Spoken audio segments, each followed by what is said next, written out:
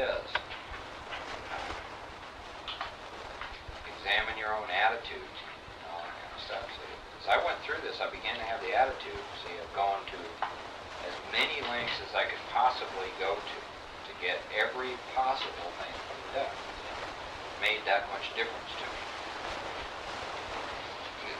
I started to have removed from me this attitude of what's the least I can do to skate by here, stay sober. I really began to see the absolute necessity of ferreting out all of this stuff, facing it, all my meds, getting them cleaned up. So you might just begin to ask yourself and examine yourself about those kind of attitudes. Where are you coming from with this?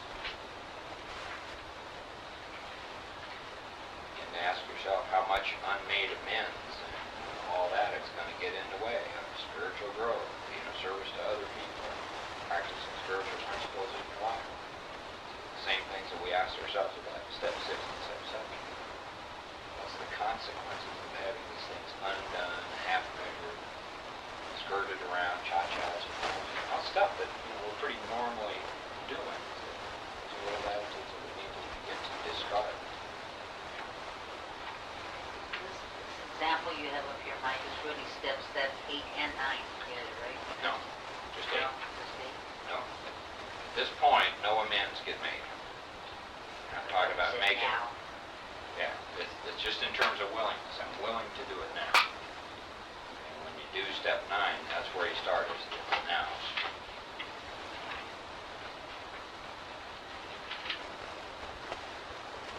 At this point, we just want to get it all down on paper one more time, take a look, be clear, see where we are in terms of our willingness.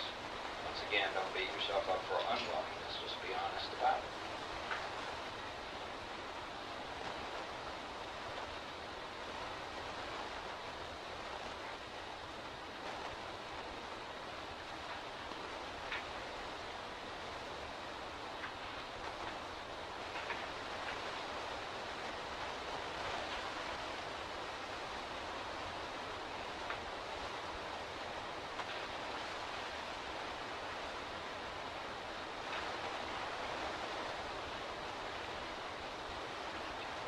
Questions on step 8?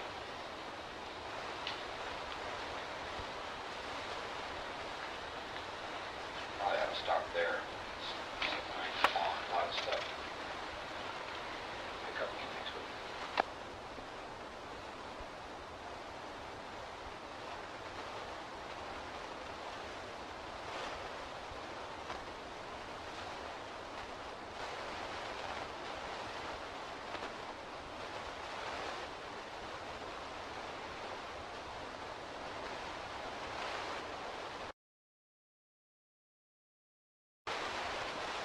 Right in the middle of page 76, which says now we need more action, without which we find that faith without works is dead. And, a lot of people make a mistake in Alcoholics Anonymous is they think their own works are the solution. But faith without works in the book means the works that we're talking about in terms of the steps and the program of recovery. We don't come up with our own works. We're going to follow the directions. That's the works that we're talking about here. Faith without works is dead. Let's look at steps 8 and 9. We have a list of all persons we have harmed and to whom we are willing to make amends. We made it when we took inventory last week. We talked about the way the list gets made, how to go about doing that, and checking for our own willingness, having the harm and the amend and the amount of willingness there right in front of us so that we're real clear, see where we stand with the step. Is everybody pretty clear about that? Okay. We made it when we took inventory. We subjected ourselves to a drastic self-appraisal. Is everybody really beginning to understand those kind of sentences that we find in the book, having done steps 1 through 8 now? Drastic self-appraisal. Now, what does the word now mean? Here, yeah, now. See, remember, we are launched on a course of vigorous action. We're not launched into a discussion.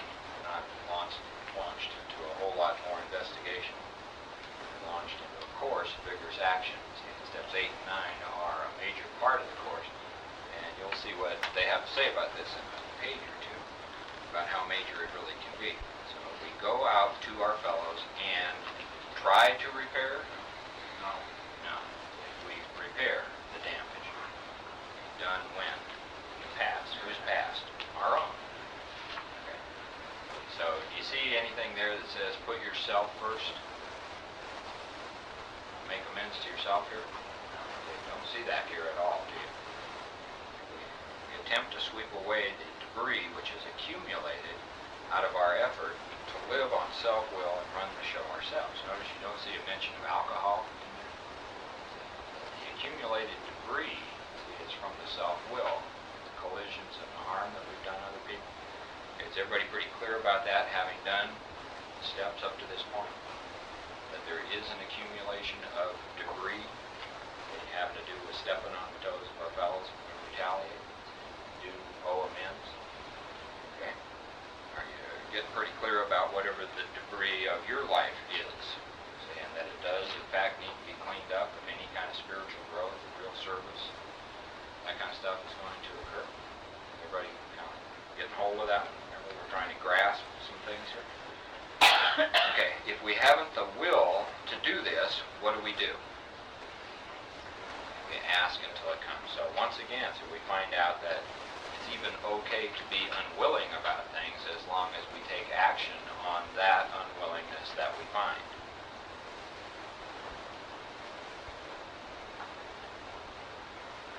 It's when we don't even have an awareness of our own unwillingness that we get into real trouble, because at that point we are taking no action. What's the chapter title? To action. Okay, so if we haven't the will to do this, we ask until it comes. Remember, it was agreed at the beginning. Where was the beginning? Way back to page 58. 59. Agreed at the beginning that we would, what do italics mean in the book? Don't pay any attention to this. Ignore this. This is unimportant. We would go to any lengths for victory over alcohol. So a lot of lengths begin to appear for most of us when we have to do our amends.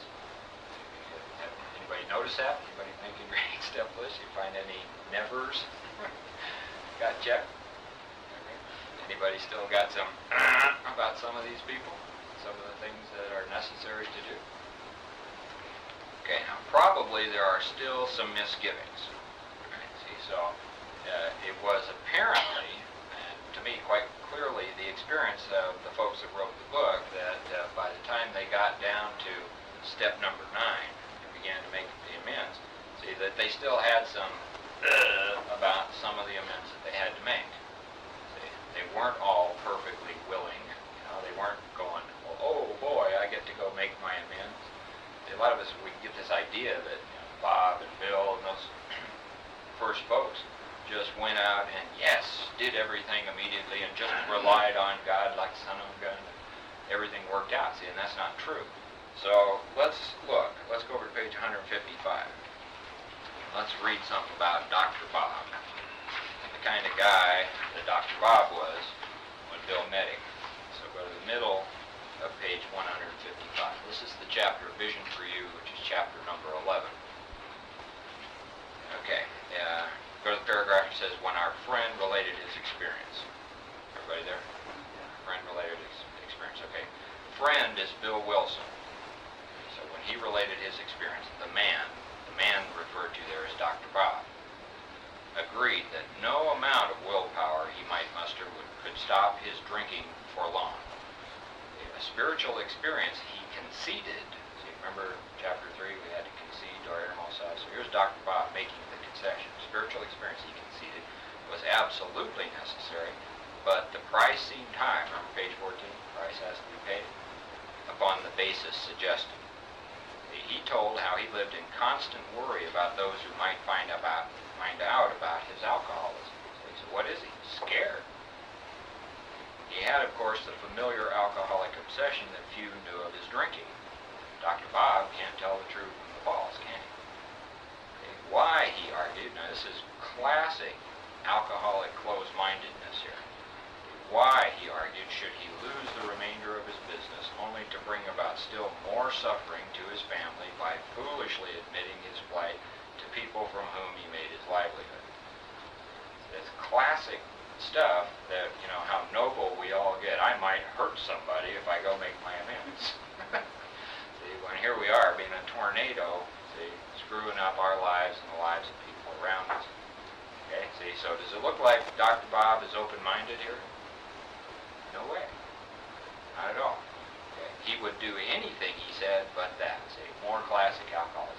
You must have another selection. See, give me plan B. I don't like plan A. So he concedes he's an alcoholic, see, but he doesn't buy the program. So being intrigued, however, he invited our friend to his home.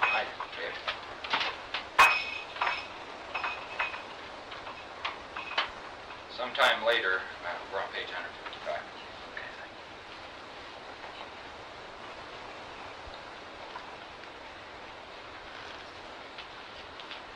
So Bill goes and he moves in with Dr. Bob. He was there for about 3 weeks, so that's what sometime later means. Sometime later, and just as he thought, where does Dr. Bob think this? His alcoholic mind. He was getting control of his liquor situation. He'd been sober 3 weeks at this point. What happened? He went on a roaring bender. So he's going to pay the price for not paying the price. For him, this was the spree that ended all sprees. He saw that he would have to face his problems squarely, that God might give him mastery. So he is now absolutely convinced of the necessity of going through the course of action if he wants to have a spiritual experience and stay sober. One morning he took the bull by the horns. It's a pretty famous story that you can read a lot about in other AA literature. One morning he took the bull by the horns. He had a drink on this particular morning by the horns and set out to tell those he feared what his trouble had been. He found himself surprisingly well received. Just like all of us, to be well received when you make amends is a surprise because we have all this fear and unwillingness and all that. Okay, and learned that many knew of his drinking. Stepping into his car, he made the rounds of people he had what? Hurt. He trembled as he went about. So does this sound like a guy full of self-confidence? Oh boy, I get to rely on God. This is great. I'm a spiritual guy. I'm a co-founder of Alcoholics Anonymous. Does that sound like that, or does it sound like he is probably just as frightened and as confused and, you know, a lot of hesitation and doubt as all the rest of us face? See, when we set out to make our amends. These guys were not somehow exempt. See, one of the very human kinds of things that come up, see, in all of us, see, as we go down the path making the step. As he trembled as he went about, for this might mean ruin, particularly to a person in his line of business. Everybody knows he was a rectal surgeon, a proctologist. At midnight he came home exhausted but very happy. See, let's all read the next sentence out loud. He has not had a drink since. So at what point, see, did Dr. Bob's sobriety, see, begin, and his obsession to get to drink alcohol? When was it removed? As soon as he went into action. He's not had a drink since. As we shall see, he now means a great deal to his community, and the major liabilities of 30 years of hard drinking have been repaired in what? For what? Years, right. Okay, see, so in the paragraph above, see, we see that he went out one day, see, and he went around, he made a bunch of his amends, see, but he by no means completed all of his amends in one single day.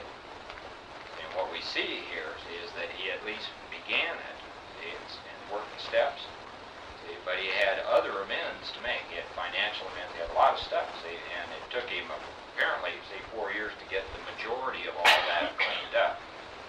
See, so a lot of us have, you know, a number of amends to make, and we kind of get this idea, well, we got to have it done by Tuesday or we die. Anybody thought that? And it's not that way. It's just amends are things that see, we make a list, we see where we're willing, and then we start. See, as long as we stick with it, see, and take action on it, see, that's what we need to do. It isn't, you know, everything doesn't have to be cleaned up by Wednesday at 3 o'clock.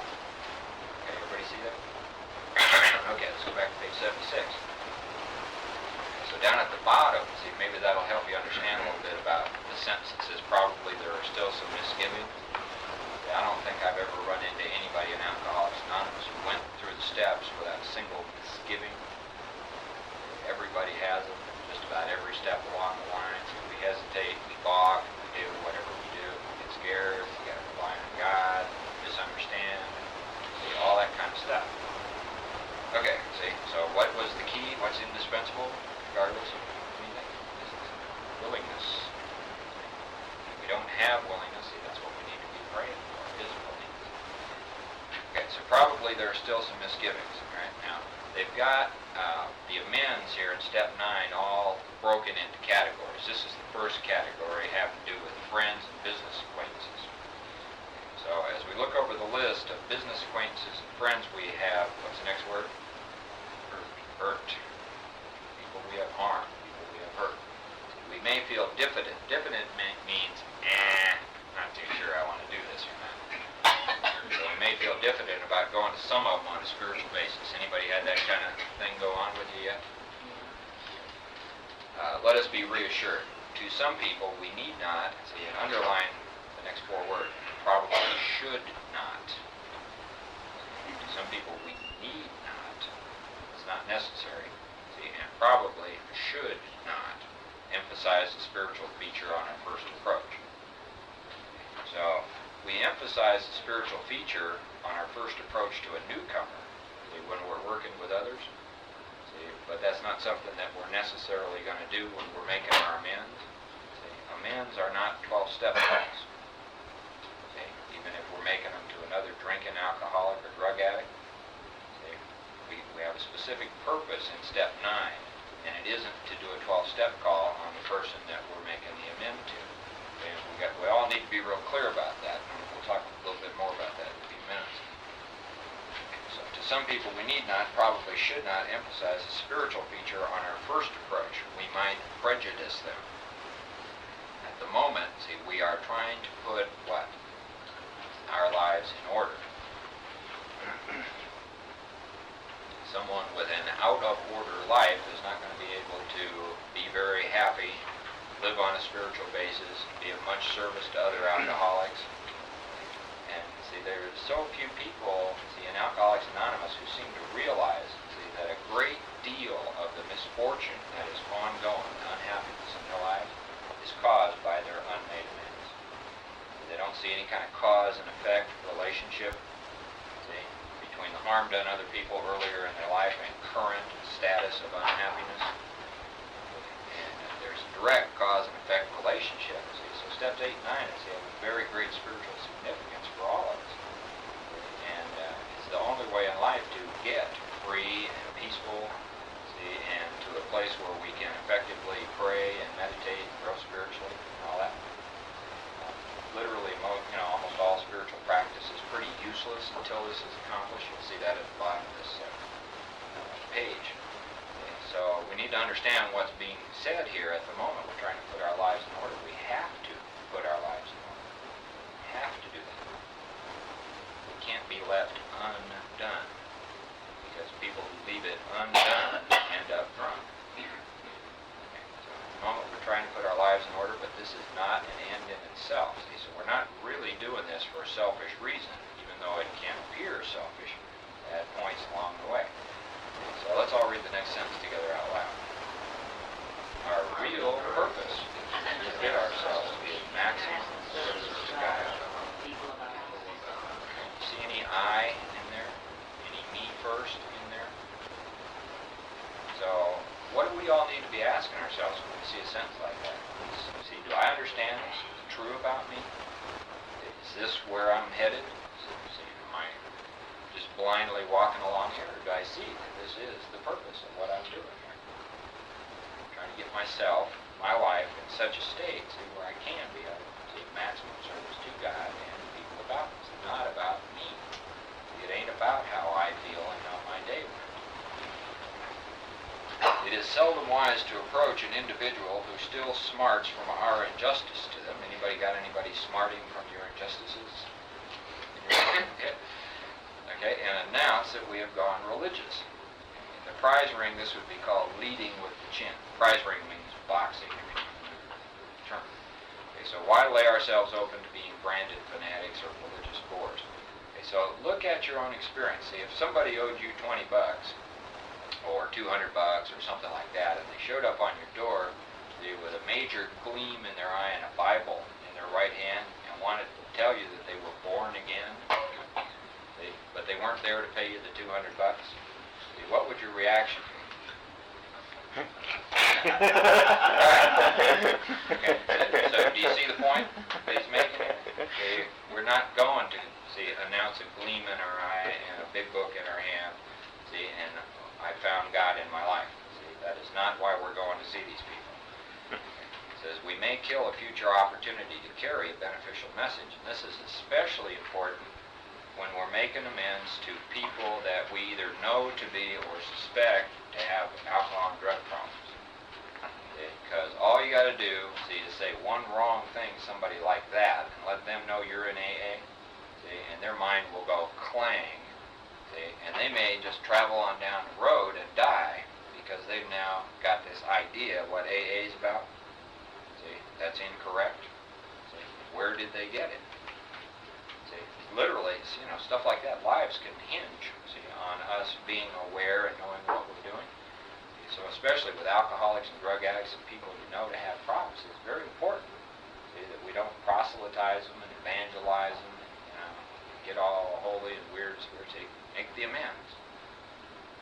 Leave God out of it unless it's going to serve some purpose. And you'll see that as we get into the next paragraph. So why lay ourselves open to being branded religious fanatics or religious bores? We may kill a future opportunity to carry a beneficial message. You never want to close a guy's mind, especially if he's an alcoholic. Okay, but our man is sure to be impressed with a sincere, what does sincere mean? Anybody remember? Genuine, yeah. No intent to deceive. A sincere desire to do what? Said right to wrong. So this obviously assumes that we've taken a pretty clear look and we know what the wrong is, and that's why we are there to talk to this person. We're going to set this right, in other words, make an amend or bring about a change. Sincere desire to set right to wrong. So he's going to be more interested in a demonstration of goodwill. So here's the 200 bucks, or here's $5 towards the 200 I owe you. That's called, not a theory, not a philosophy, not a promise. That's a demonstration. Here's something, whatever the something is. So he's going to be more interested in demonstration of goodwill than our talk of spiritual discoveries. Does that seem pretty practical approach to this to all of you? And if you just look at your own experience, if somebody owed you an amend, and came with talk of spiritual discoveries, but didn't no admission of the wrong, what would your reaction be? Screw you. One more hustle. Okay. Does that make sense to everybody? Okay, so it's very practical the way they're telling us to do it. Okay, so we don't use this as an excuse from shying away from the subject of God. Okay, now keep your finger there and go back to page 68.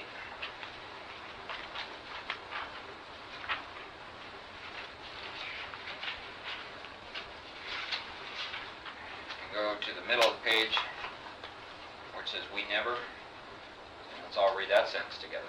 We never apologize to anyone for depending on our prayer. Okay? So we're not going to apologize, for God. We're not there to defend God or to shy away from the subject, or to hide it or to cover it over. But we're also not there to announce it, that we have gone religious.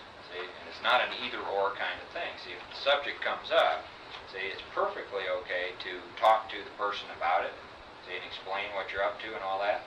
Do that once the amends are made. Okay, don't do it beforehand. Do it. A couple of times I had to stop people, and say, please, I need to do this. Would you just let me do it, and then I will be happy to answer any questions. I will talk to you about anything I'm doing, but right now, let me make sure I get this done. I need to get it cleaned up with you. So I had to just stop them. And ask them for 30 seconds or 2 minutes worth of peace, so I could do what I needed to do. I've got to get my thing done here, and I don't want to get diverted by talks of spiritual discoveries and 12-step calls and all this other stuff. I've got amends to make. Okay, so you've got to have a purpose here. Okay, So we don't use this as an excuse from shying away from the subject of God. When it will serve any good purpose. Okay? We are willing to announce our convictions with tact and common sense. See, we're not there to tell other people they need it. We're not there to solve their problems. We're not there to evangelize them or 12-step them or any of that. See, we're there to get our side of whatever street it is cleaned up. Okay, everybody got that? Okay. Now the question of how to approach the man what's the next word? It doesn't say resented here, does it? Man we hated. See, will arise. See, it may be he has done us more harm than we have done him. Okay, now any of you who are making your 8-step list, have you found any of those? Where somebody has done more to you, see, than you did to them? Okay. See, that's a pretty common thing, see, and it may be true. See, but just like with our 4th step, see, what do we need to do? We need to put out of our mind the wrongs others have done. See, we have resolutely looked for our own mistakes. We can't clean up their life for them. See, but we do need to clean up ours. Okay, so whatever they did to us, see, they may or may not do something about that. But whatever we did to them, we have a plan and a purpose now, and we're going to get that cleaned up. Okay, so it may be he has done more harm than we have done him, and though we may have acquired a better attitude toward him, see, we are still not too keen about admitting our faults.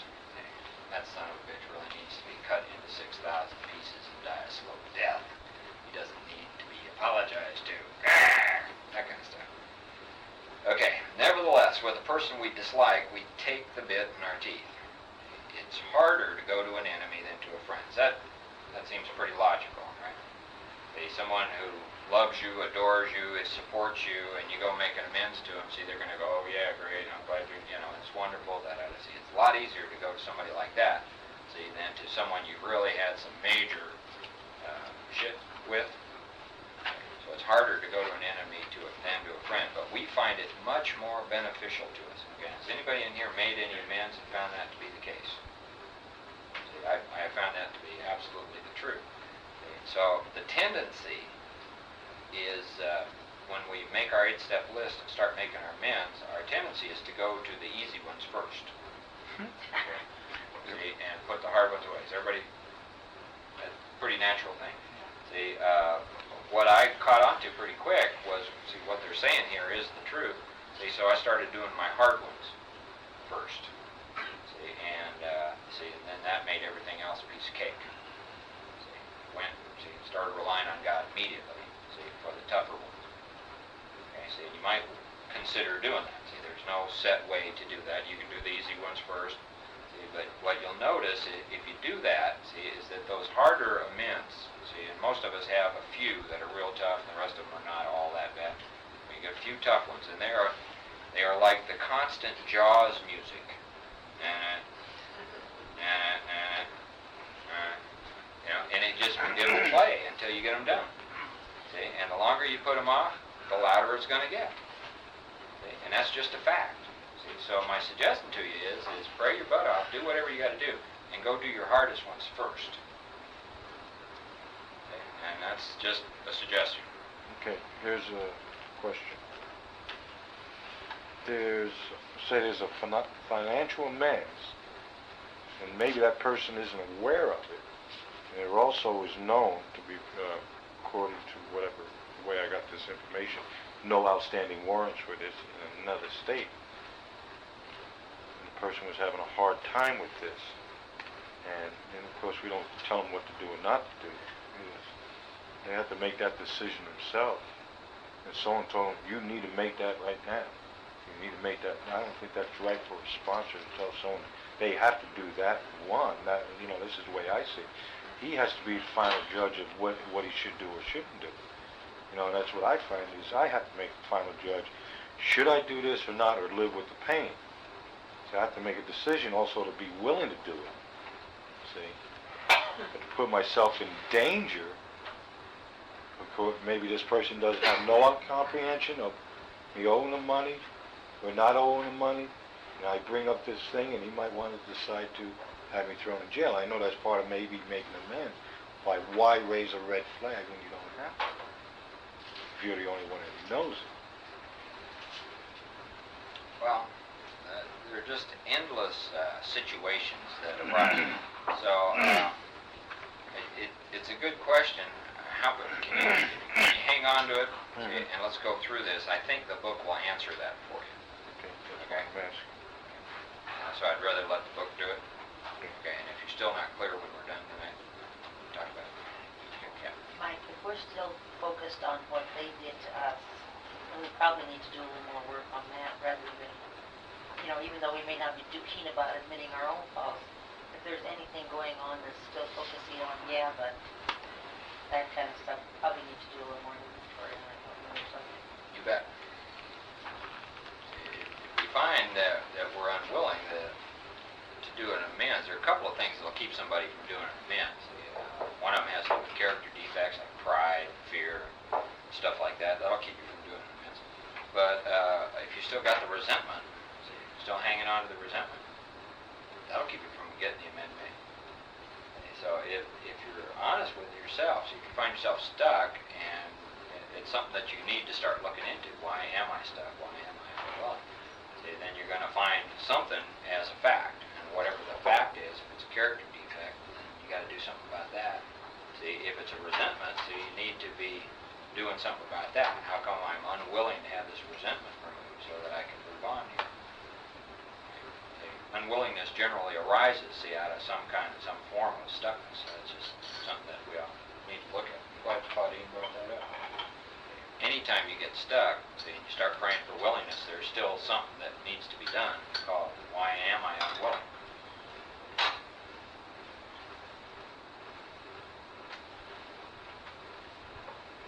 Okay. This is a wonderful place to start rationalizing why you should. Oh, intellectual cha-cha starts here, boy. Especially here in the next page. It really takes a lot of reliance on God.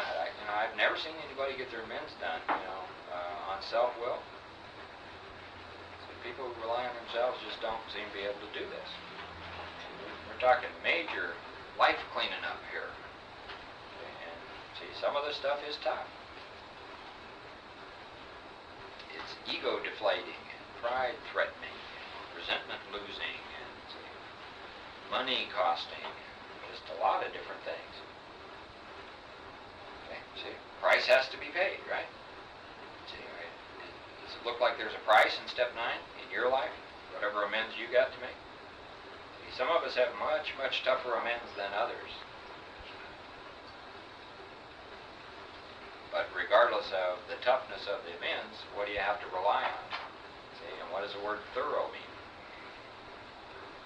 Does thorough still apply? Does honest and humble and willing still apply? Step 9? All that stuff? Are all those requirements suddenly dispensed with here? Reason enters the picture again here. Okay. So back on 77 to the bottom, but where are we? Nevertheless, with a person we dislike, we take the bit in our teeth. It is harder to go to an enemy than to a friend. So that's just a statement of fact. I think we're all clear about that.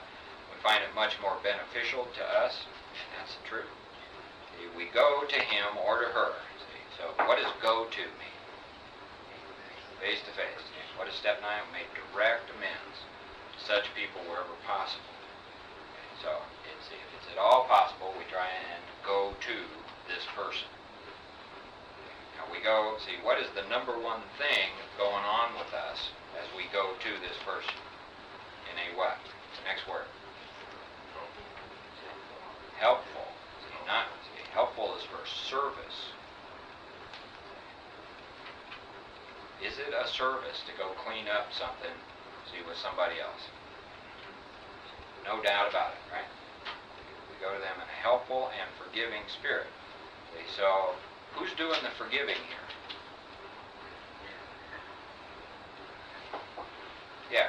We need to rely on God, but we're not there to get them to forgive us. What are we forgiving? And what are we doing?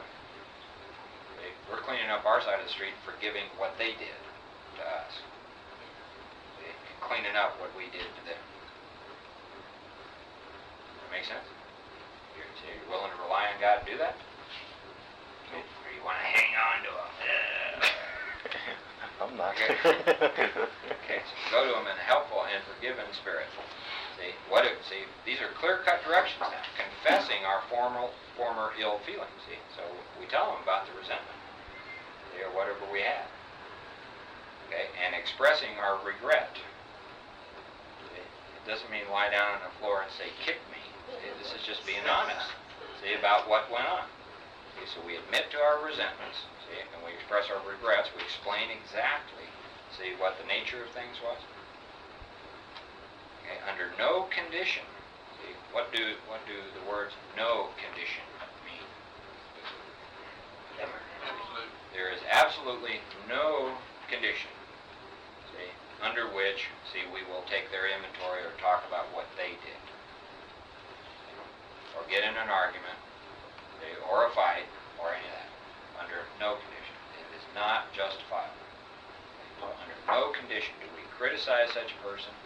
See, one of the things that happens a lot, see, is we go to make our amends, see, and we're expecting them to make one back. See, and then they don't do that. See, and then we get more pissed. See, and then we walk away with a bigger resentment than we had when we went there. See, because, see, it was our own expectation. We get critical. We get pissed off. See, we might start a fight with them. Anybody had any experience of that kind of stuff? Seen it happen? Under no condition do we criticize such a person or argue. Okay, more instructions. Simply. See, simple means uncomplicated. We tell him verbally. See, we went, we're looking him in the eye, right? We're telling him that we will never get over drinking. Who's drinking? So what are we doing here? We are admitting our alcoholism and or our drug addiction, see, to this person. We tell him that we will never get over drinking until we have done our utmost to straighten out the past. See, what does utmost mean? Yeah, it means let's do the least we can that's going to slide us by. Is that what utmost means? Let's talk 92%. No, our utmost to straighten out the past. That's why we're there. See, we're alcoholics, we're drug addicts, we're in a program of recovery. One of the steps is to clean things up. I have seen that I've done you harm. This is what the harm is all about. I owe you some amends. I want to straighten this out, however I can straighten this out. See, I'm not going to be able to get sober till I do it. See, I'm not here because I'm holy and I'm walking on water and I want to heal the sick and raise the dead. See, this is a program of recovery from alcoholism. I'm in it. That's what I'm doing. So are you willing to do that? Is that what it says in the book? That's what it says in the book. Okay. We are there to sweep off our side of the street. Okay. This next clause is incredibly important. So I might underline this, highlight it 72,000 times. Realizing. See, realize means to get it, comprehend, to know to the deepest part of your being, realizing that nothing worthwhile can be accomplished until we do so. See, what does that mean? Does that really mean what it says? See, what about, see, is a marriage worthwhile? Is a college degree worthwhile? Is a relationship worthwhile? Are your kids worthwhile?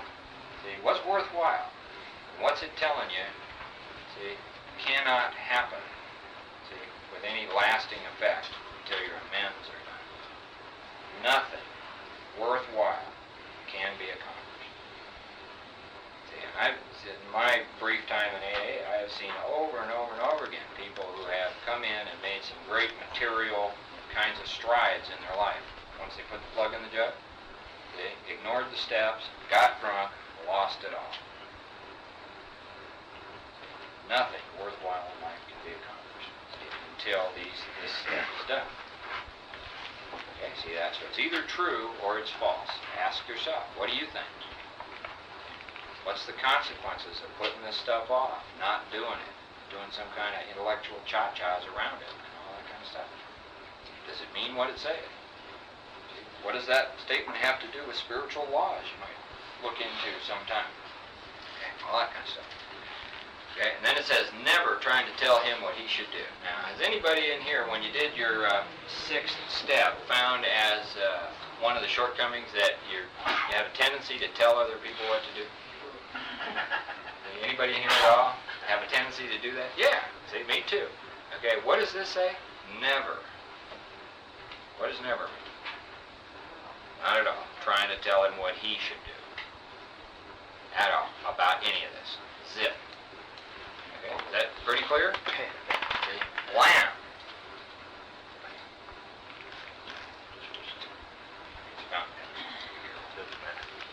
Okay, let's all read the next sentence together out loud. His faults are not discussed. What does that mean? We do not talk about them. Okay, now they may want to, see, after you do yours, in which case, see, that's perfectly okay, see, but his faults are not a topic for our discussion. See, they are a topic for his discussion towards you or her discussion towards you. In some of the amends I made, people admitted theirs, and they're going to talk about that. These are highlighters. When it says here, confess our former ill feeling, I had a really hard, and it was hard to talk about the ill feeling. I had a problem coming up against this person's faults. So, I mean, that's part of why I had an ill feeling for them, because they had this horrible character problems. To most people, you know, and so it was, and I ended up trying to say it tactfully, you know, because it was something that affected me, but saying it didn't matter anymore, that her personality didn't bother me. I mean, it's really awkward, it's so difficult, that was the hardest one. Yeah, And then she wanted to get into, well, I thought you thought, and, you know, she got all back into the old stuff. yeah, those can be hard. Still, I polished up a little. Is it done? One more shot at it. One more. Not quite. But it's hard to talk about the ill feeling without the thing that bothers you coming out. You know, Well, it can be. person. Well, I pray to have it not bother me now. But it's hard to talk to her and not pointing out her immaturity at the time. Okay. She's grown a lot too. She's grown up.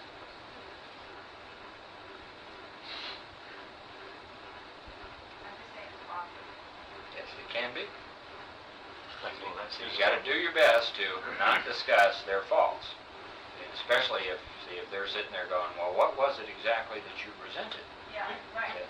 Well, a couple times I just had to explain that. See, that's not the purpose of what I'm doing. I said talking. I would tell them something like, see, having a discussion with you about that, see, is why I stayed drunk. See, getting into that. See, what I need to do, see, is to stop, see, judging other people. See, when I have all of these faults, and I would just like enumerate a bunch of them. See, so I said, I'll talk to you about my faults, but I don't want to talk to you about your faults. See, I'm getting out of that business. I'm new at it, but I'm trying to get out of the business. See, so That's what it ended up, the only thing I really had to keep my eye on. I'm not judging. great. See, people seem to understand sincerity. See, a couple of garbled words isn't going to screw things up. So you said to somebody, I'm building a resentment towards you that's dangerous for me too because I'm an alcoholic. That would be kind of a person. And they want to Sure, know what the sure. resentment was. Well, that's an attack. That's I not. have said that to somebody Sure. making an amendment. Sure, that's not an amend at all.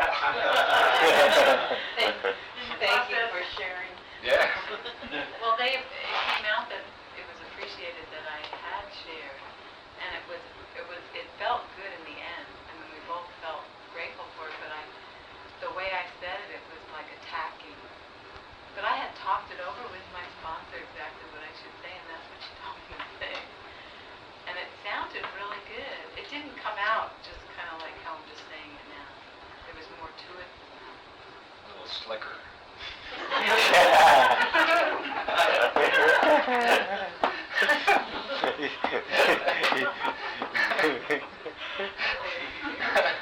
Let's discuss discuss this a little more.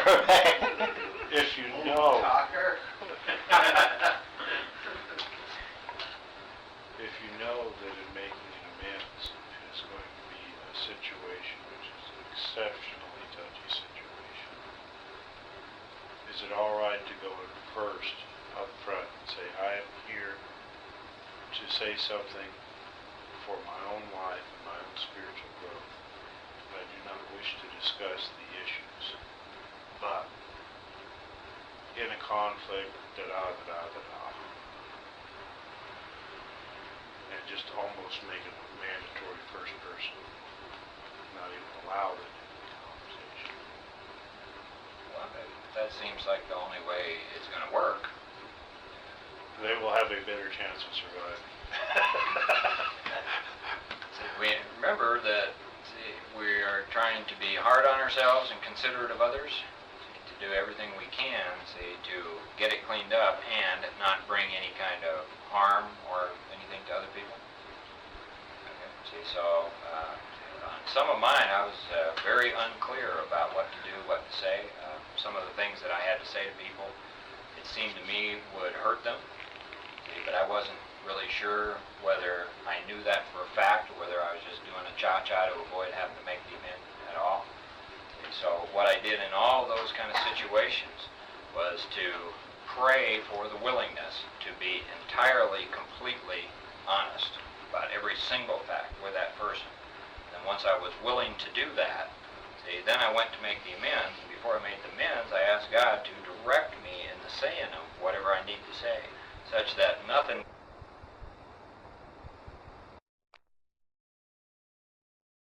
as I was leaving. It was very clear to me that that was a spiritual defense on certain kind of touchy items, especially of sexual nature. So I found that I could do all this relying on God. Mine is one that I didn't have the faintest idea what I was gonna say, you know, when you got our, write a little script so I don't get in huge trouble. And, I just came willing and then I went there and it was just the next thing that came up. Yeah, but should we be making amends or would we be setting, and it's not to get away from making amends, it's to, I gotta be careful that I don't endanger my life or put myself in jeopardy too sometimes. And I have to ask God for that, I know. But if I endanger my own life, it's not real good to go and make an amends, it's always liable to blow your head off. Well, that sounds like the same question we had about 20 minutes ago. I think the book will answer it when we get down to the bottom of this page. Okay. Okay, his faults are what? Not discussed. We stick to our own what? Faults. If our manner is calm, frank, and open, we will be gratified with it. And those of you who have done some or all of your amends, I'm sure you're pretty clear on that. And being very gratified with himself. Okay, in 9 cases out of 10, what happens? The unexpected. All right, now, in 90% of the cases, what do we expect from people? Good stuff. Anger, criticism, I told you so,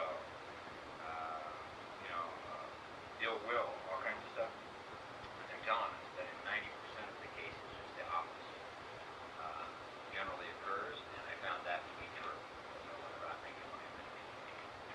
So that's a promise. It's not going to happen in all cases, but in most of them it does. I was quite amazed at how well received I was that I ended up doing it. To me, as I look back on that, it was I had my own versions of trembling and intellectual cha-cha and what about, and oh God, what's going to happen and all that as I went through making my amends. And I just found out that rely on God. This is a pretty major promise, and it has come true for me. I've seen it come true for a lot of other people who have been willing to go through with the process. This 90% they're talking about here, 9 cases out of 10, includes the tough ones. That's one of the reasons I suggest you do your tough ones first. Okay, now what's going to happen in the other 10%? The expected is probably going to happen. Okay, and so that's just something that you have to rely on God and let happen.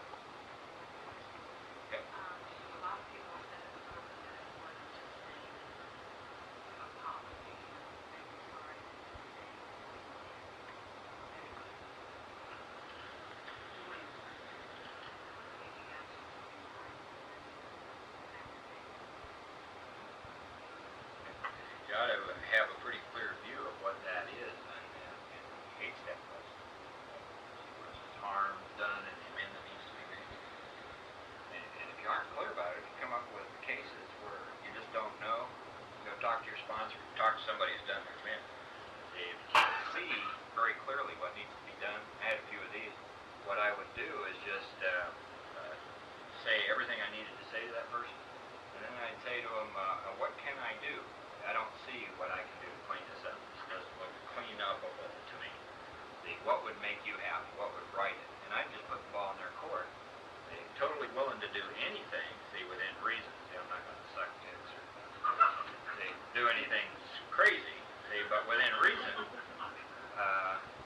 I was going to do it. And in most cases, people said, just do what you do.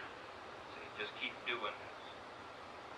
You look like your life is changing and things are working out for you. See, my amends to them at that point become an ongoing thing.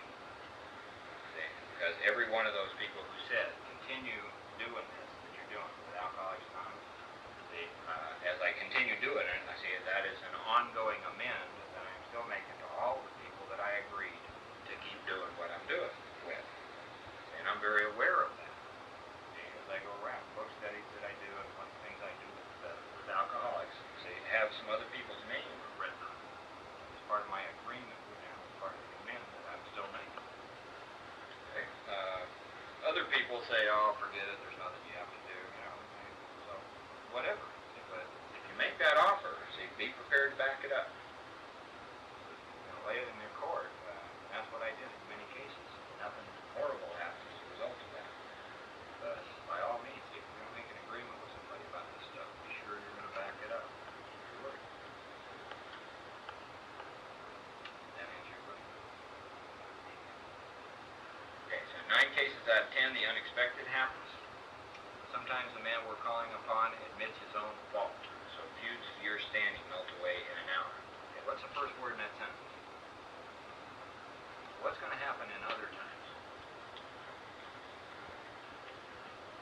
Yeah, see, it might make zip difference to the person you're talking to. Okay? The point here is that we don't want to go do our amends with the expectations that these people are going to amend us back. They may, and I want you to be real clear that if they do, see, if you can do your amends in such a way that it entices or makes available to them the opportunity to do it back, that you have just been of some major service to them anonymously. They don't know anything about the law of cause and effect, and spiritual stuff, and all that. See, but you allowed them to take a pile of crap out of their life at that point. See, and they don't even know that. Okay, so always be willing to let somebody discuss their own faults once you're done. Make sure you get yours done. But if they are willing to do it too, see, you were just an enormous spiritual service to them, and they won't even be aware of it. And don't bring it up either. Don't go I served you. Revenge. Go talk to your sponsor. Don't bring it up with him. But in many cases, feuds of years standing. I had a pretty good feud with one of my brothers. That melted away. And some feuds with some other people that have been long-standing, pretty deep-seated grudges. Some of them having to do with money and women and things like that. Got cleaned up. It really amazed me. These were folks who thought each other needed to die. Okay, rarely do we fail to make satisfactory progress. Okay, our former enemies, here's that word again, sometimes praise what we're doing and wish us well. Sometimes they do. Sometimes they don't. Okay, now, if we find that they don't, and we're upset about it, that means we went there with expectations and we need to take our own inventory. We weren't there to be of service in the first place. Is that pretty clear? Okay, so sometimes they will, sometimes they won't. It shouldn't make any difference to us. We are there, we're on a mission, trying to get something cleaned up called our life. So former enemies sometimes praise what we are doing and wish us well. That happened to me a lot. Occasionally they will offer assistance. Use it, by all means, let them be of some service to you. That's good for them too. It should not matter, however, if someone does throw us out of his office or hang up the telephone or kick you off the porch or whatever they do. Get out of here, I don't want you around, that kind of stuff. Okay, so it says it should not matter if that happens. What happens if it happens, and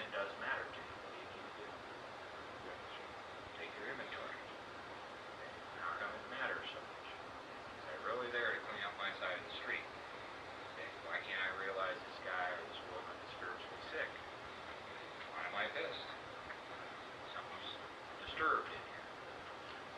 It should not matter, however, if someone does throw us out of his office. We have made our, what? Demonstration. See, we went and we did it. Okay? We did our part. See, at this point, see, if this is done, relying on God, you're sincere. See, what you'll find is this is not going to trouble you after that.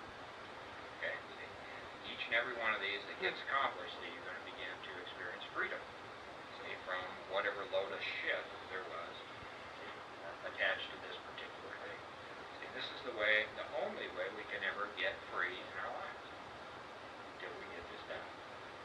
Okay, so each amend that we owe, see, has its own particular pile of crap, see, that's attached to us. So we need to get all these things cleaned up. Okay, so we've made our demonstration and done our part. It's water over the dam, or water under the bridge, or whatever cliche you want to use. Okay, now that's the business and friend amends. Now we're going to talk about creditors. One paragraph. Okay, let's all read the first sentence of this paragraph together. Most alcoholics owe money. Okay, has anybody in here got any financial amends to make?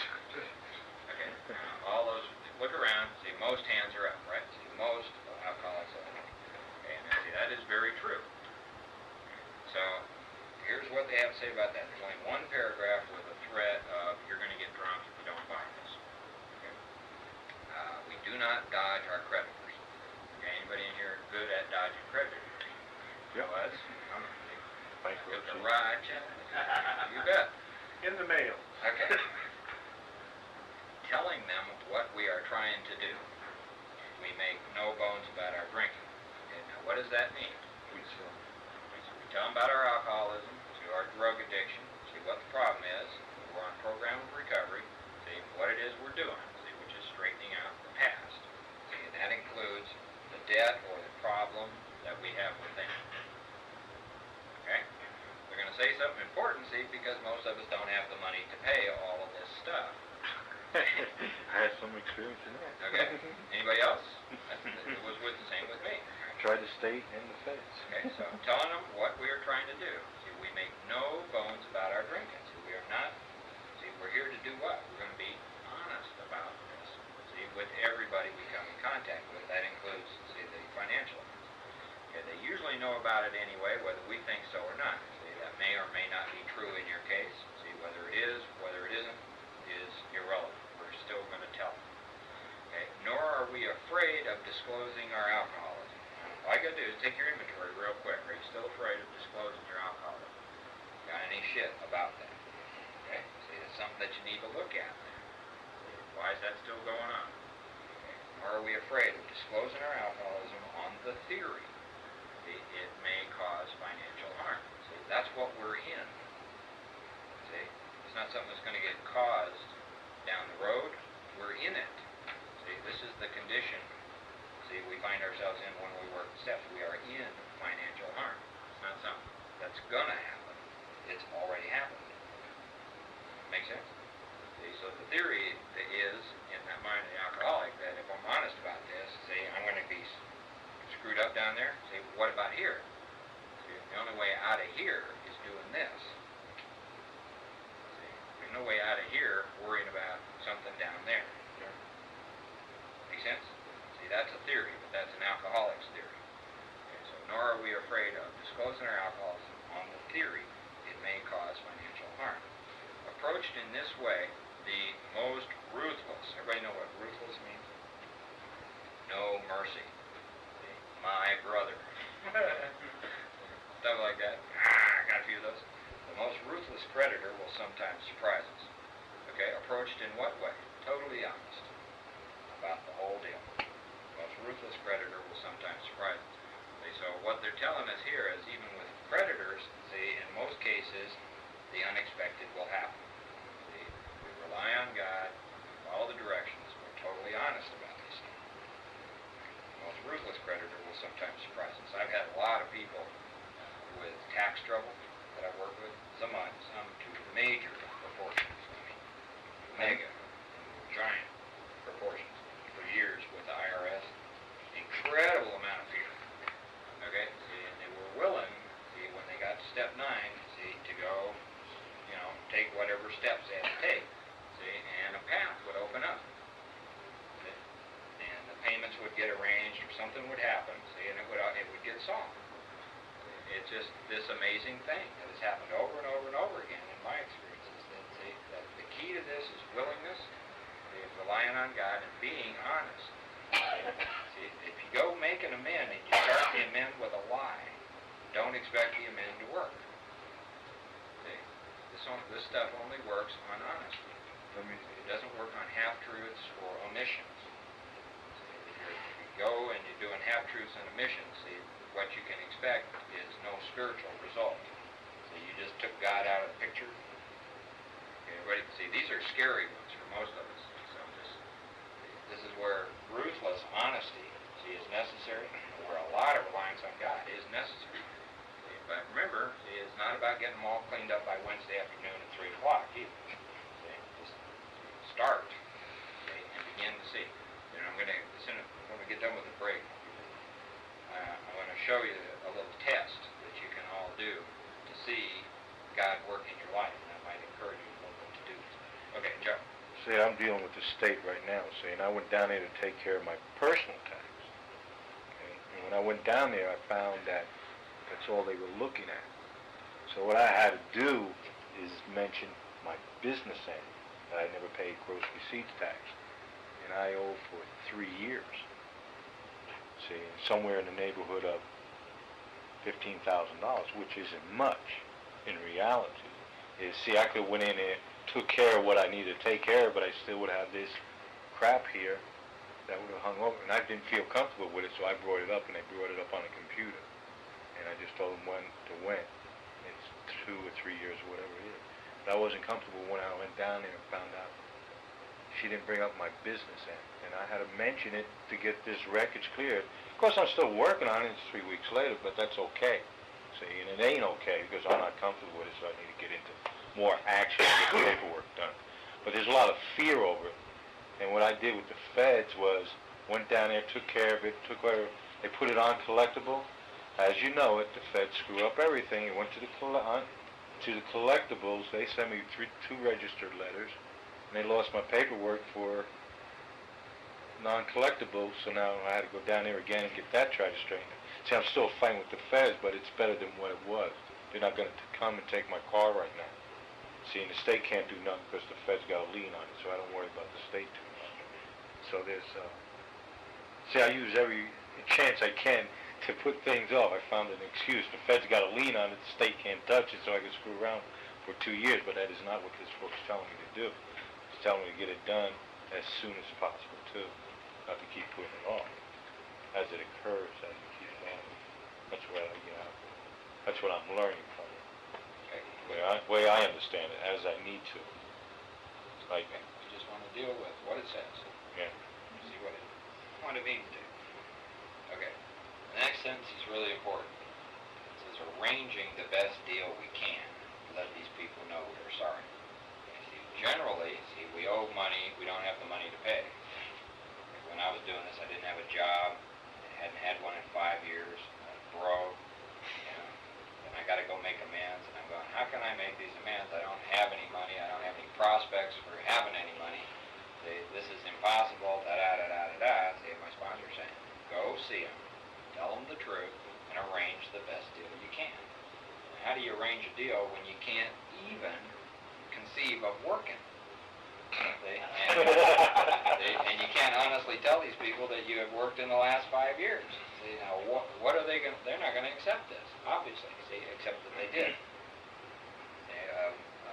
The largest sum of money that I owed was a couple $1,000 to my brother John, and I'd owed it to him for about 4 years. And I went and I saw him, and I was just, he had known somewhat what I was up to. He knew I had been in AA for a year up to that point, but I had never gone and made any amends to him. I had talked to him about alcoholism and, hinted he ought to do something about his drinking. But I never made any amends, so I went and saw him, and I just explained to him exactly what they said here. So I told him how screwed up I'd been, and all the resentment, and the money that I owed him. I shouldn't even owe it to him. I borrowed it for selfish reasons. I lied to him about the acquisition of it. was for two separate debts that totaled a couple of grand at that point. And I told him I didn't have the money to pay, and I had absolutely no prospects, and that my life was on the line by cleaning this thing up, and I had no idea what to do. I said, I am scared shitless. This and my other amends, see, I'm scared to hell. I gotta look you in the eye, and I gotta talk to you about this. See, what do you want me to do? I want to leave it in your court. What do you think? See, and I just left it up to him. See, and he arranged the deal. See, and that solved the problem. And that's what I do. I left it up to those people because I had no dough, no prospects of dough. I had nothing on which to promise them payment.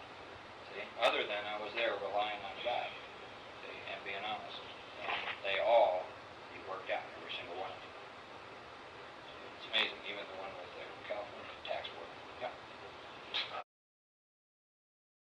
Okay, very,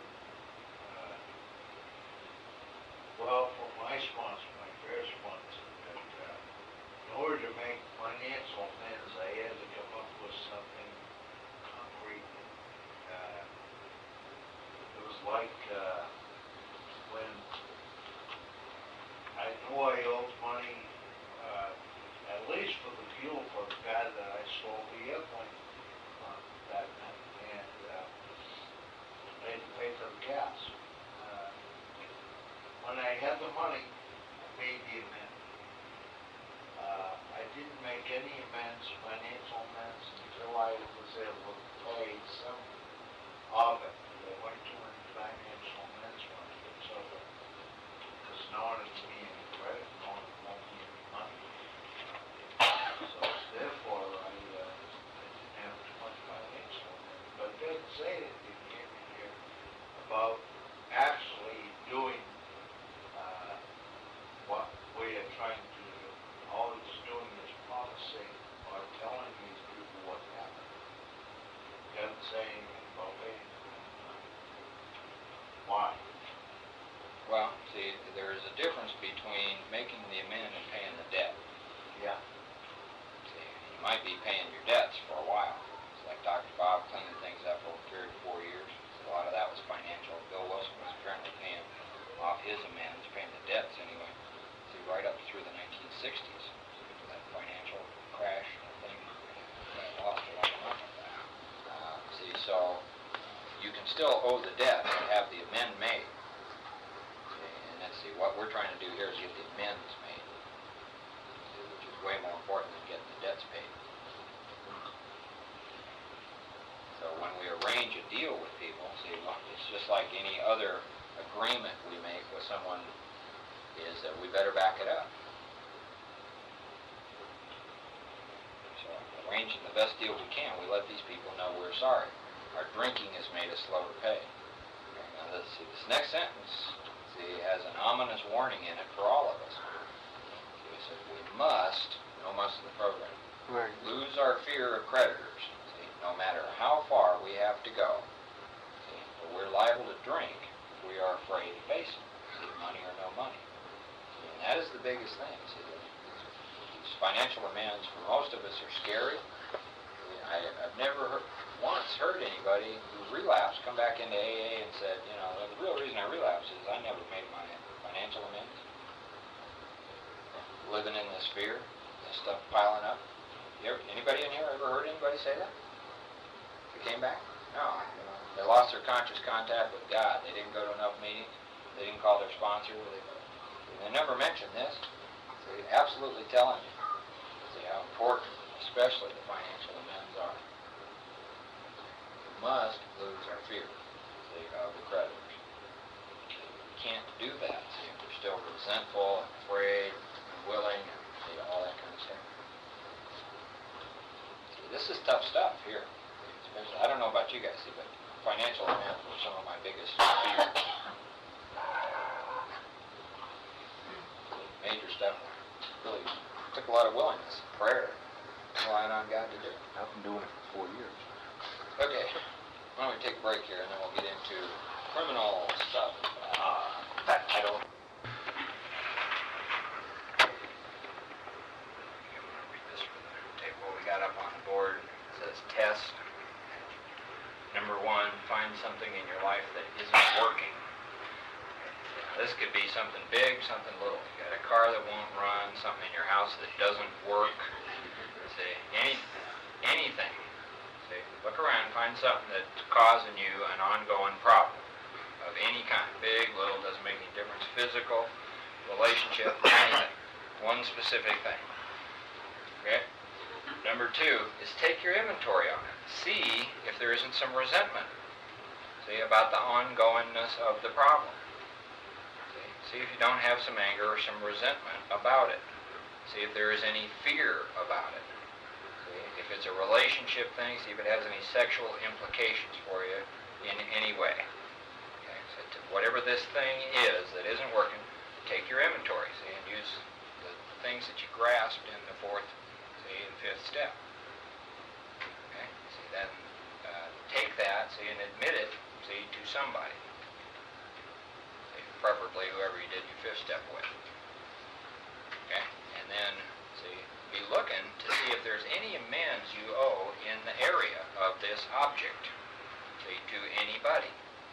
See, and if there are any amends that are owed, go do them. Okay?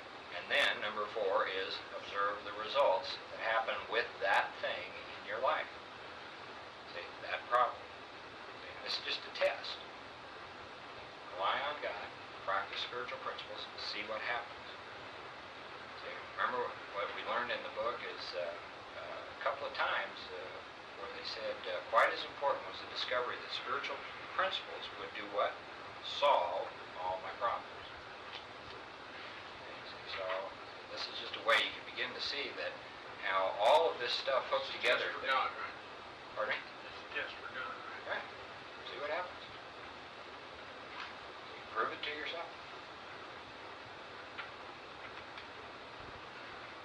Okay. Does that seem pretty simple? See if you're willing to do it. Remember, what counts is belief in the power of God, willingness, honesty, humility. All required. See what happens.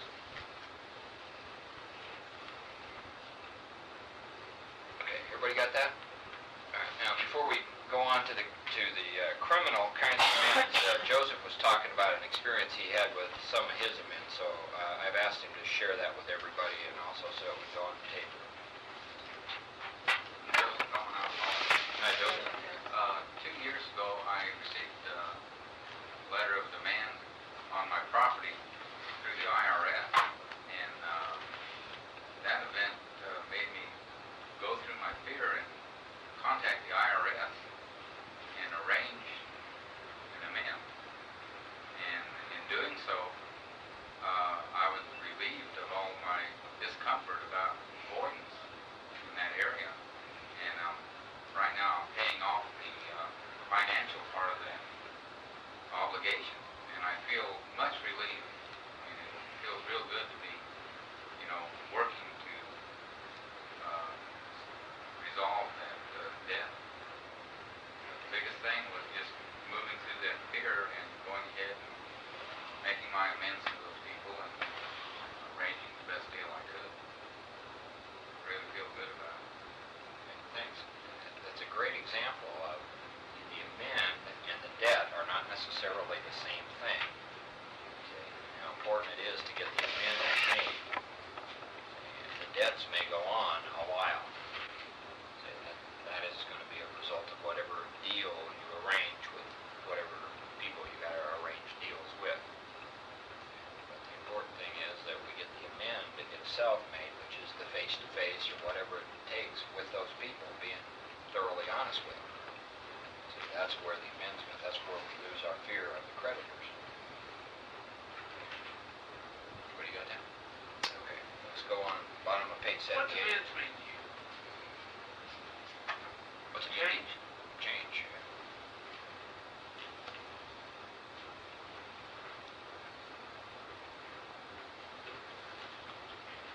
Okay, last paragraph on 78. Okay, so we've talked now about the business and friend kind of amends, and we've talked about financial amends. Now we're going to talk about criminal kinds of stuff, the big and little. Okay, it says, perhaps we have committed a criminal offense which might land us in jail if it were known to the authorities. We may be short in our accounts and unable to make good. See, that's pretty common with a lot of us. We have already admitted this in confidence to another person. When did we do that? Within the Fifth step. See, so you have all of the stuff that is coming up on your amends. Has this all been shared in your fifth step? So that's one thing you need to be sure about. Okay, so we have already admitted this in confidence to another person, but we are sure we would be imprisoned or lose our job if it were known. Okay, now where are we sure of this? In our mind. Could we be, is it possible that we could be wrong? Yeah. Is it at least possible that we might be wrong about the consequences of facing up to certain things? So we are sure we would be imprisoned or lose our job if it were known. Maybe it's only a petty offense, such as padding the expense account. See, most of us, see, so what does most mean? Yeah, a lot of them. Us is the first 100 people, see, have done this sort of thing. See, so what are they saying? See, most of us have stolen, thieves, got these kind of things that they had to do something about. See, these were not saints. These are not people who had their fingers out of the pie. They had their finger in the pie. Okay, now maybe we are divorced and have remarried but haven't kept up the alimony to number one. She is indignant about it. Remember page 61, the actor, angry, indignant, self-pity. She's indignant about it, has a warrant out for our arrest. That's a common form of trouble too. See, so domestic stuff, and courts, and back child support, alimony, and all that. See, very common kinds of financial amends for alcoholics. Okay, now this is the main paragraph here, see, and what I want you to notice what they say here, how it is so different from much of what we hear in Alcoholics Anonymous meetings. Okay. Although these reparations, which means amends, they take innumerable forms. See, there are as many different kinds of amends as there are people and circumstances. See, there are some general principles which we find guiding. Number one, reminding ourselves that we have decided to go to any lengths to find a spiritual experience. We ask that we be given strength and direction. Who are we going to be asking here? So what did we ask for in step 7? Grant me strength as I go out from here to do your bidding. You think it's God's bidding, see, God as you understand Him, to get this stuff, see, faced and cleaned up, fear removed, all that in your life. So we ask that we be given strength and direction to do the right thing. How does the right thing become known? Where do you know the right thing? That happens somewhere inside of you. See, when these questions arise. Strength and direction to do the right thing, no matter what the personal consequences may be.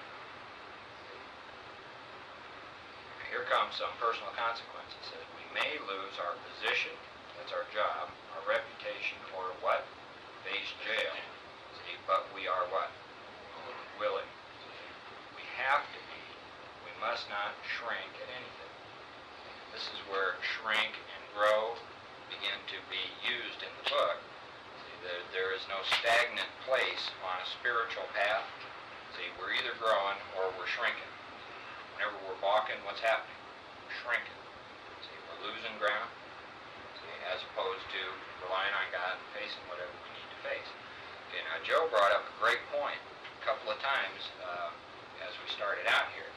See, is that it is incredibly easy when you're a sponsor or you're working with somebody, see, to look at them and say, go do it.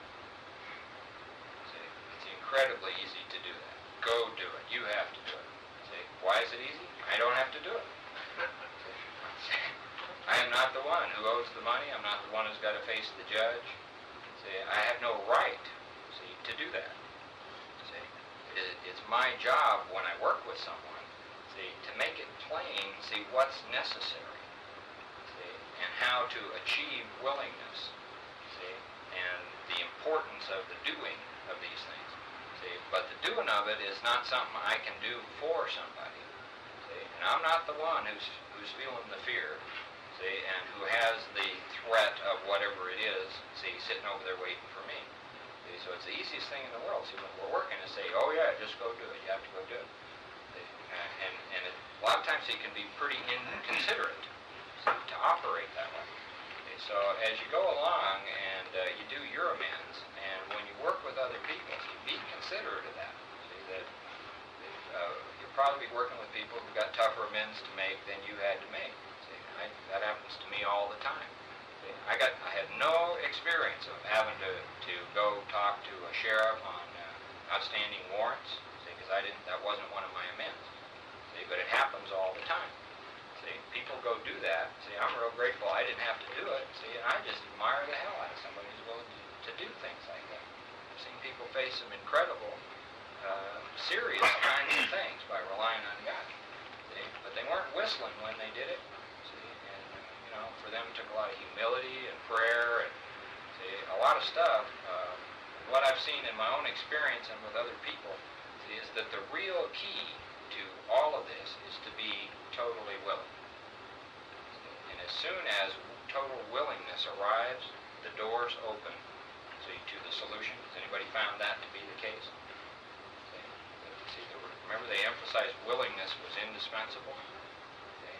So to be totally willing is really what opens the door, and God can then take you down whatever path to the solution of the thing is, especially if it's something really, really difficult, where jail and a lot of other kinds of lousy kind of circumstances can happen.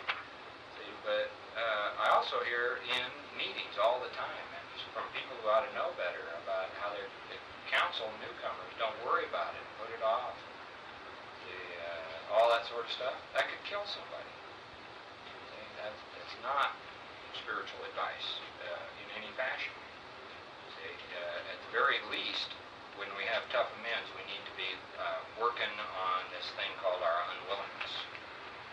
And our asking God to remove the fear, show us the way, strength, direction, whatever it is that we need.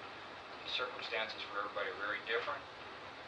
If 6 of us walked out of here and robbed a bank and got drunk, and 6 years from now, all 6 of us came back to Alcoholics Anonymous, we'd all owe an amend for the bank we robbed tonight. How that amend got made might be done in 6 different ways by 6 different people. That's not up to me, that's up to the individual himself or herself and God as they understand. But we can help with the willingness and the understanding, whatever it takes. Some of these things don't get made for quite a while. They're just innumerable problems that arise with people's amends. But if you haven't done your own, you think you're going to be able to help somebody else through theirs? That'd be pretty hard, wouldn't it? That's one of the things where if our house ain't clean, we're going to be telling everybody else not to do theirs because we haven't done ours. That's where most of that stuff comes from. Some of the people who put themselves first that tell other people to put themselves first. That all sounds pretty self-centered to me, and these things sound pretty unself-centered to me. So you might look and see what the book is telling you along those areas. But as much as you can, especially if you don't beat yourself up if you got fear and stuff about these things. But you can rely on God, and you can start into action at any point. Whenever you're into action, you're in good shape. Whenever you're out of action, what happens? Shrink. Not so good things happen. So we may lose our position or reputation or face jail, but we are willing. We have to be. We must not shrink at anything. And to me, that directly contradicts a lot of these things I hear in Alcoholics Anonymous. All that put yourself first, don't jeopardize your sobriety, da-da-da-da-da-da-da-da. Those are somebody else's ideas. It's not the program of Alcoholics Anonymous. So whose book says that? Does your book say that? Is that pretty clear in your book? It is.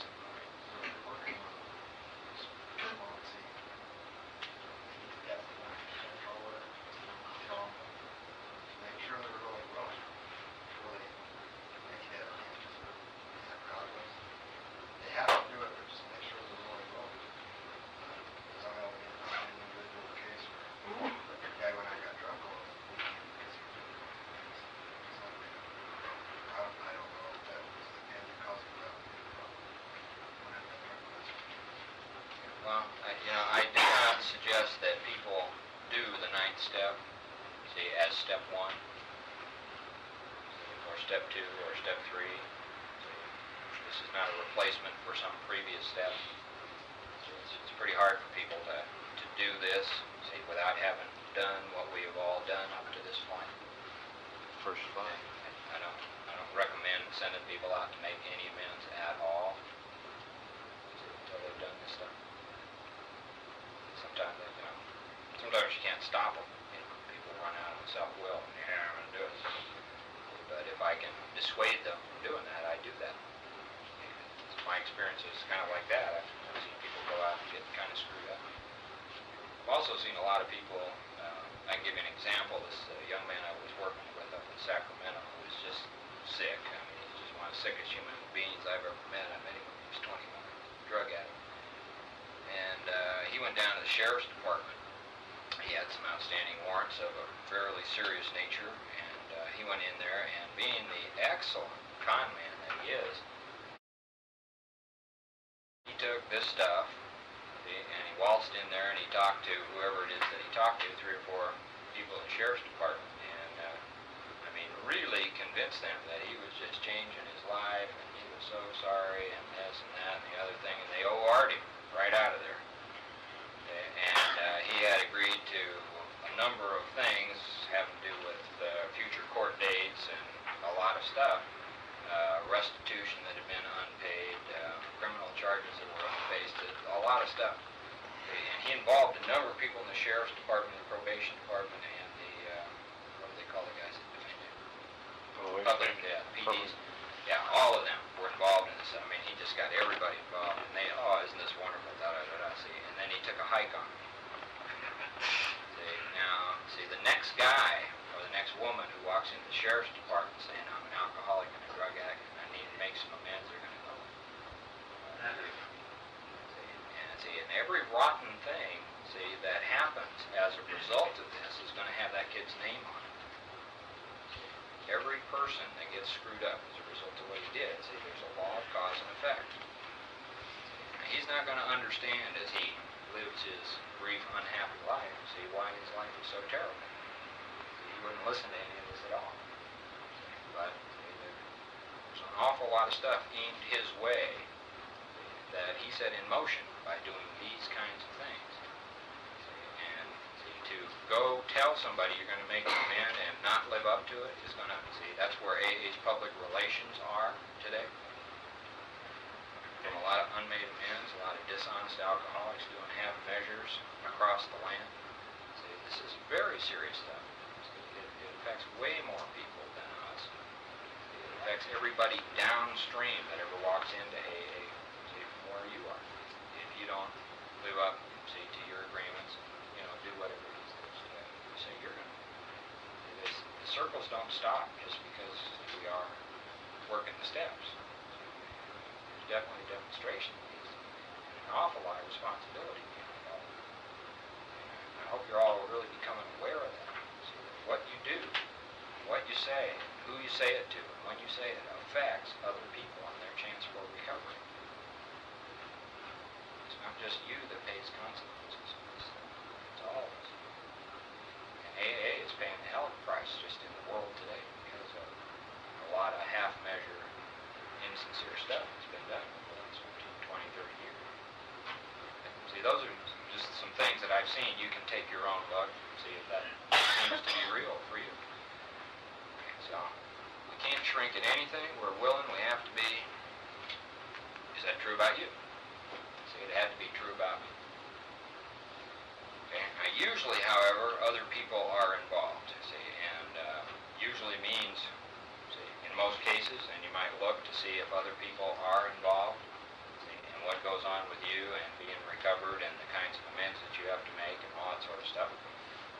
So therefore, we are not to be the hasty and foolish martyr who would needlessly sacrifice others to save himself from the alcoholic pit.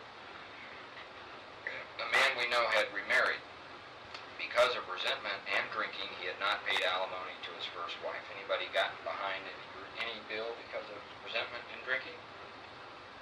The only one? Okay. She was what? Furious. Couldn't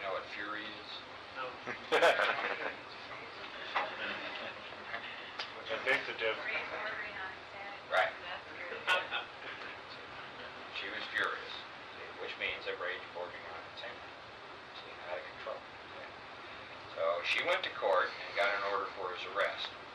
He had commenced our what? Way of life. So this guy started to work the steps. We don't know where it exactly is, except he must be at step 9.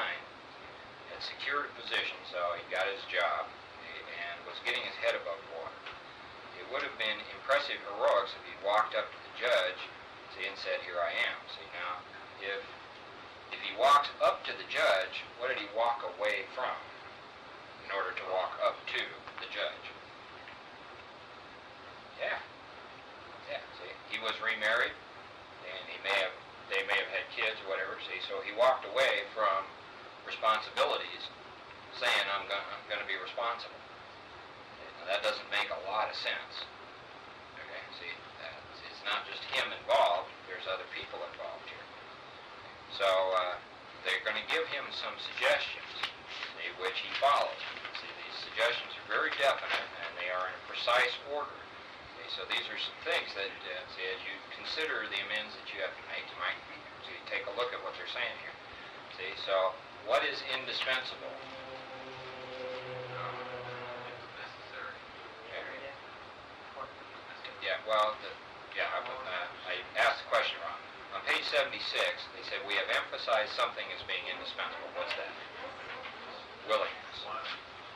Okay, so what's the first thing they're going to talk to him about? We thought he ought to be willing to do that if necessary. Willing to do what? Walk up to the judge. See? Absolutely willing to do it. See? So to be willing to do it doesn't necessarily mean you do it. See? Everybody see the distinction between that? See, a lot of times we think willing means actually doing.